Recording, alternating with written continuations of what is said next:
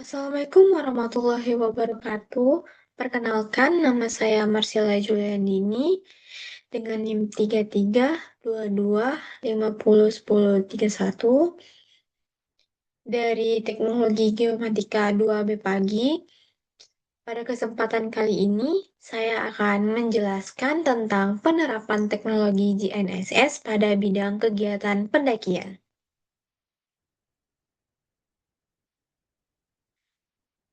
Sebelum kita masuk ke materi, saya akan jelaskan tentang apa sih itu GNSS.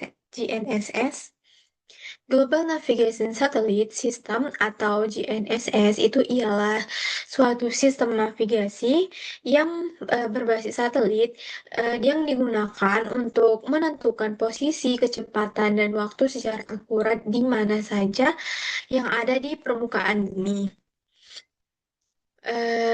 Sistem ini tuh bekerja dengan memanfaatkan sinyal satelit yang dipancarkan oleh satelit, beberapa satelit yang ada, kemudian diterima oleh perangkat atau receiver seperti smartphone, GPS, GPS handheld, atau receiver GNSS.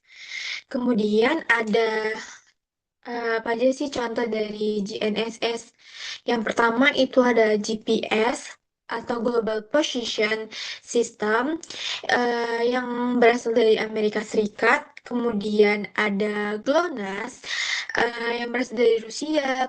Kemudian ada Galileo yang berasal dari Uni Eropa. Ada Beidou dari Tiongkok.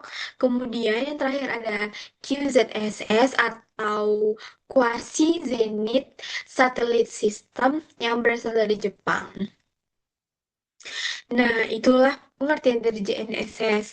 Kemudian setelah kita mengetahui pengertian GNSS, kita akan masuk ke materi. Materi pertama itu membahas tentang mengapa GNSS itu penting dalam bidang pendakian.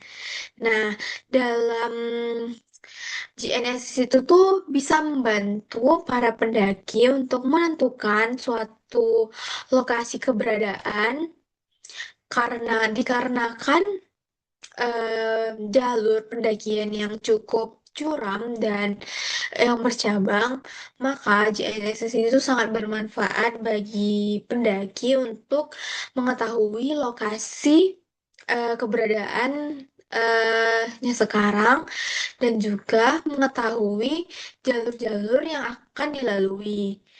Kemudian dia itu juga GNSS itu tuh dengan mengetahui lokasi sekarang itu akan membantu agar para pendaki itu tidak mengalami tersesat atau salah jalur pendakian.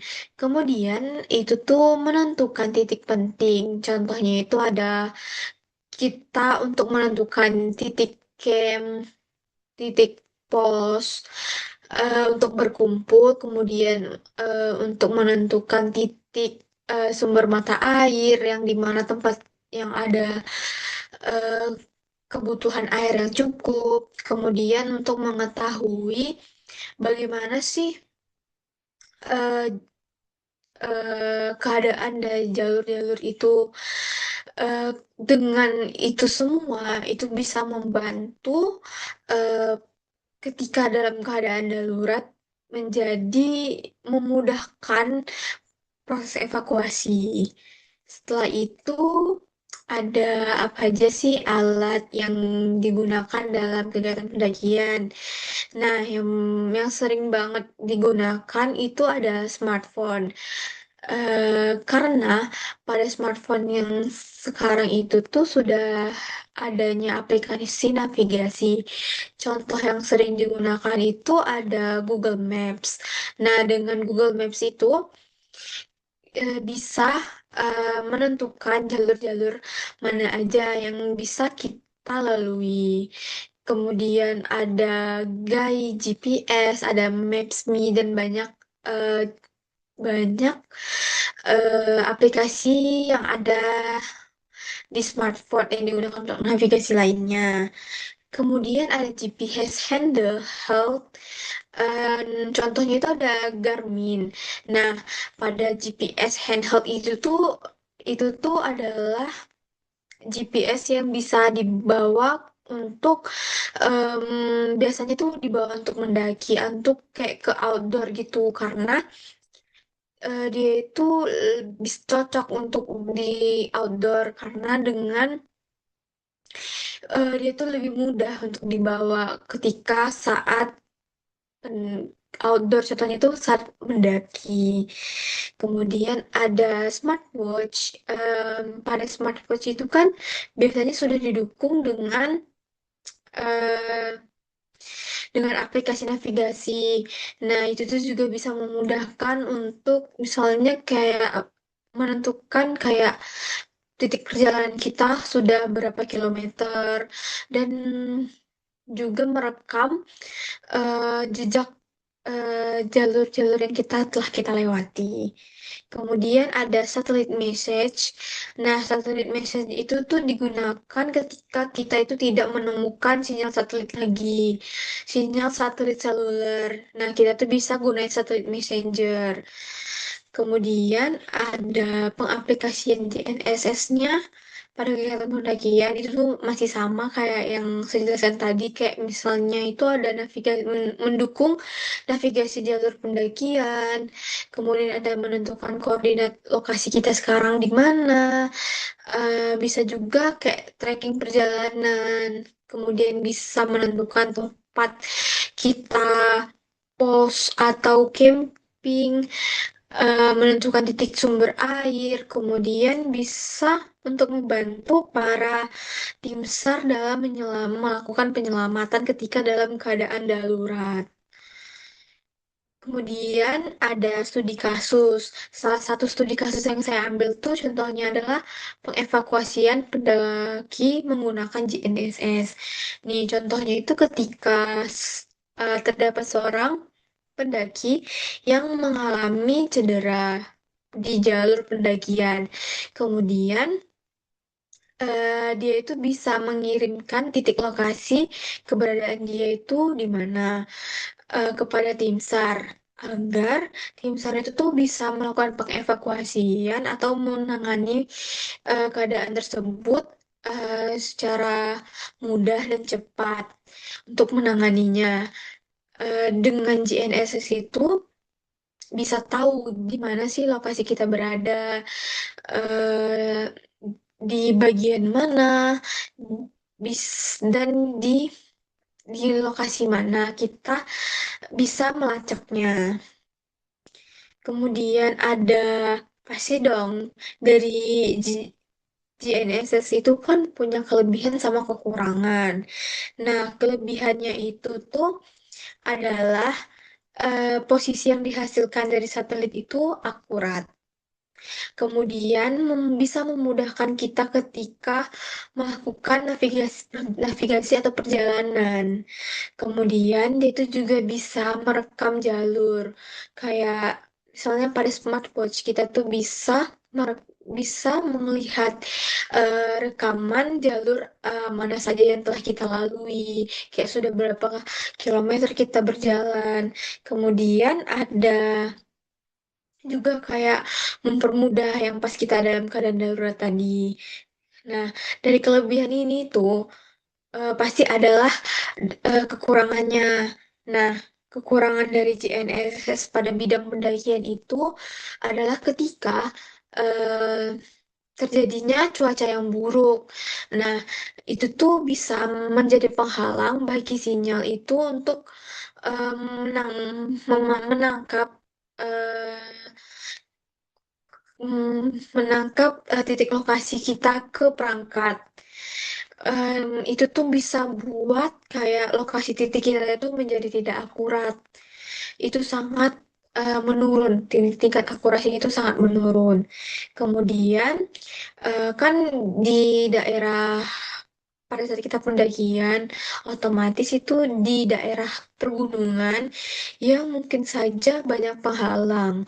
Contohnya itu ada kayak hutan yang lebat, pepohonan, kemudian ada tebing yang sangat curam. Itu tuh bisa mempengaruhi dari sinyal satelit itu tersambung ke receiver. Kemudian dari GNSS itu tuh dia kan memanfaatkan menggunakan baterai. Nah, dalam pendakian itu tuh kita bisa aja kita dalam pendakian itu mm, beberapa hari. Jadi em, pasti kita kesulitan untuk kayak tidak adanya listrik kan pastinya. Nah, sedangkan GNSS itu tuh menggunakan baterai. Nah, untuknya pada GPS handheld itu tuh mungkin dia kan cocok di outdoor. Jadi dia itu mempunyai ketahanan baterai yang bisa dibilang cukup lama. Kemudian kekurangan lainnya itu adalah dalam GNS itu kan dia butuh satelit. Nah, bisa aja kan satelit eh, terjadinya kayak sinyal satelit itu susah dijangkau mungkin bisa aja susah dijangkau dalam bidang dalam pendakian itu kayak kan dengan jalur-jalur yang pegunungan itu kan pasti banyak halangan untuk sinyal itu sampai ke receivernya. Jadi itu juga bisa jadi penghalang bagi kita dalam menggunakan alat tersebut. Kemudian manfaat GNS sebagai pendaki. Nah, dia itu tuh bisa meningkatkan keselamatan, kayak bisa mengurangi kita tersesat dengan jalur pendakian yang sangat bercabang itu tuh dan hampir mirip itu tuh bisa membuat kita mengalami pasti kita bisa membuat kita mengalami tersesat, risiko tersesat. Nah, dengan GNS inilah kita bisa mengetahui jalur-jalur yang benar. Kemudian bisa membantu navigasi, mempermudah pencarian, dan penyelamatan ketika dalam keadaan darurat tadi. Dan juga itu tuh GNS itu juga bermanfaat bagi pengelola taman nasional di yang dalam mereka itu mau untuk mereka ketika mereka tuh membuat suatu peta jalur pendakian. Baik, yang terakhir itu kesimpulan. Nah, kesimpulan yang dapat kita ambil dari materi yang saya jelaskan, yang pertama adalah jadi teknologi GNSS itu tuh berperan penting dalam kegiatan pendakian gunung karena membantu pendaki dalam menentukan posisi,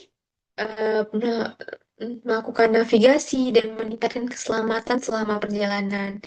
Dengan perangkat GNSS yang ada, pendaki itu dapat merencanakan rute, kemudian memantau lokasi secara real time, serta bisa juga merekam jalur yang telah dilalui.